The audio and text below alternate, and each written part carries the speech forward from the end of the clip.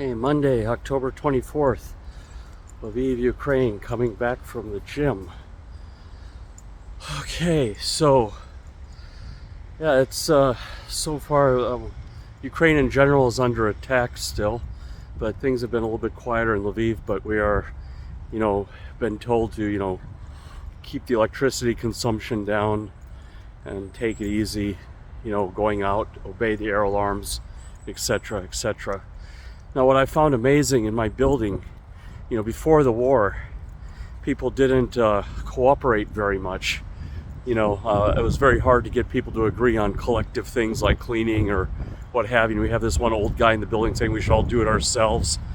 But if you're living in a building like we live in, and everyone can probably give up $2-3 a month and pay for a cleaning lady and focus on their jobs, that's higher value, right? Your job earns you, let's say hypothetically, $20 an hour, and the cleaning lady is $5 an hour.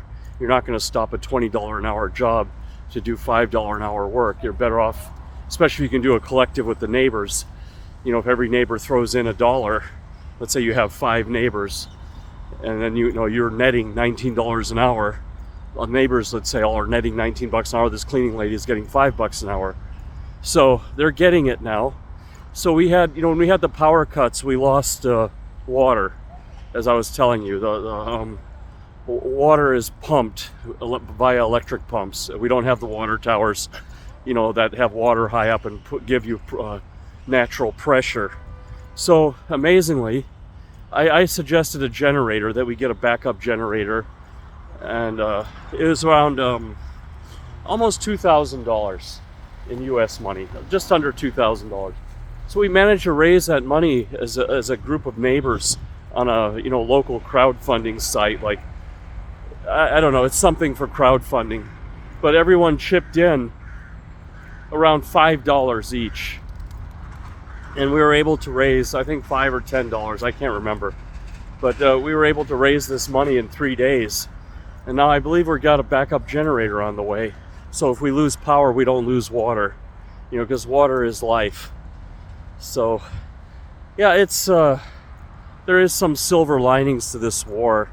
I don't want to downplay how serious it is. It sucks, and everything, but you have to try to find something to be positive about, or you can really lose your mind. So, and I was also just thinking on the weekend as well, there's all this talk about Ukraine joining the EU and NATO. Why the hell don't they apply for U.S. statehood, or at least becoming a U.S. territory to begin with? Well, I mean, there's other options. Not everyone has to join Europe. I'm surprised more people aren't applying to join the United States. We started out as 13 states, and then we added some territories. Some of those territories became states, and eventually we were from the Atlantic to the Pacific Ocean. Hey, good morning. How are you? It's a car repair shop. So why doesn't Ukraine, and why don't people think out of the box in America a little bit? Why don't libertarians think a little bit out of the box? This will expand the marketplace. The libertarians always believe in this marketplace. Well, having Ukraine as a U.S. state's basically adding another Texas. I don't know what the land area of Ukraine is relative to Alaska, but I'm pretty sure it would be one of the top 5 states in land area, and it would give us all that farmland. And then the best thing about this is we can build Lockheed Martin factories out here, and we can drill holes and build missile silos, and we'd be much closer to Moscow. And then we can start using the CIA and stuff, and start asking for referendums in different Russian provinces or oblasts like Siberia, if they would like to join the United States. Like, maybe Siberia sees how good Alaska did after joining America. We could put some bug in the ear of Siberians that, maybe you ought to apply for membership to the United States and, vote yourselves out of Russia and become a U.S. territory with a plan to become a U.S. state. Why does the European Union get all the new countries? We could probably even get Poland. Poland has been very good to us, and maybe even, Norway to join up with us, and, England and stuff can all become U.S. states too. Why the hell not? I mean, we've seen like the NBA go abroad. We've seen all these American McDonald's franchises go abroad. Why not just take the whole country abroad? Bigger is better right now. We got to compete with the Chinese on population. We got to compete with Russia on land resources. So we gotta think about new ways of expansion, about a franchise. America goes overseas, but it's not unusual. I mean, Trump and even past presidents tried to buy Greenland, from Denmark. But maybe we should ask Denmark as a whole that wouldn't they rather be in the U.S. instead of the EU?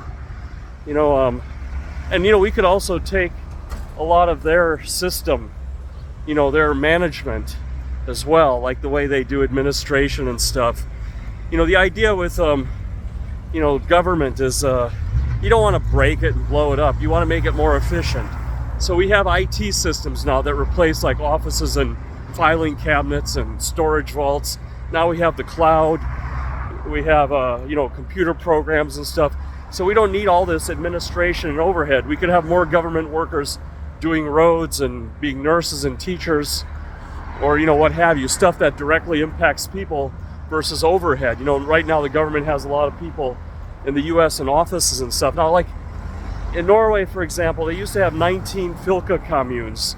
This is like the divisions of Norway, like the US has divisions into states, but they're more like counties. I mean, Norway is about the size, if you take the land area, probably the size of one of the larger US states. So they went from 19 to 11 of these fylke communes, or 11 of these secondary divisions of the country. Maybe we could think about this in the U.S. too, grouping some states together, and coming up with like instead of having 50 states, because the only reason why we had states is for administrative reasons. Of course, there's some historical things, but we have to evolve. So maybe we group together like Minnesota, North Dakota, South Dakota, Iowa, Wisconsin, and call it the Midwest region.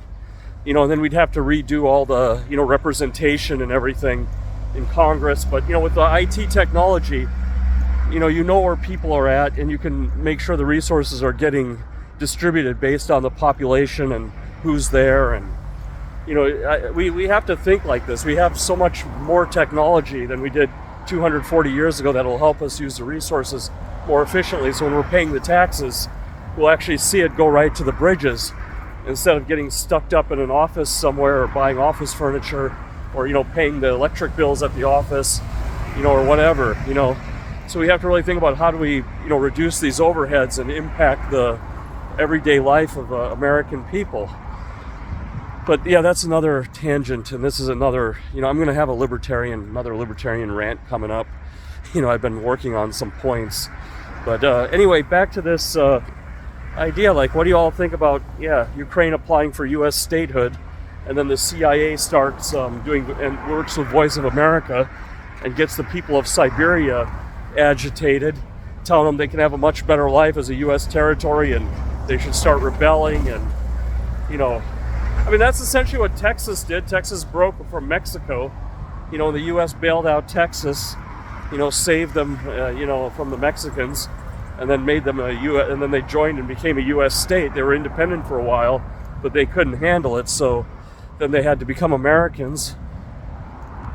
And I think the U.S. needs to start even looking at grabbing some territory in Mexico. I mean, it's all cartels, and maybe tell those, Mexico's divided into states, sort of like the U.S., and get some of those Mexican states bordering the U.S.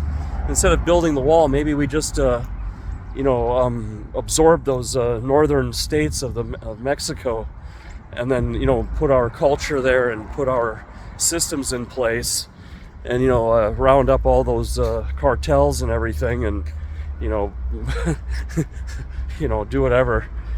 Before we, of course, make them states, we can do some military operations or something. But why don't libertarians think this way, like how to make America bigger and better and stronger, and let the whole world share in our way of life, and instead of like trying to break everything. But anyway, that's all I got today. I'm all for Ukrainian statehood. State capital would be Kiev. You know, they would get 2 senators, they'd get a bunch of representatives in the House. You know, yeah, they have 4th of July here. We'd also have their holidays. You know, I mean, yeah, maybe they wouldn't be a completely separate nation, but being a U.S. state is not a bad thing. You know, I mean, the economy here would just like, it would just go ballistic. And just think of all the cool factories that would open up. You know, and this would be like Texas too. You know, there'd be like liberal gun rights, and you know, it would be it would be awesome. Anyway, take care and see y'all later.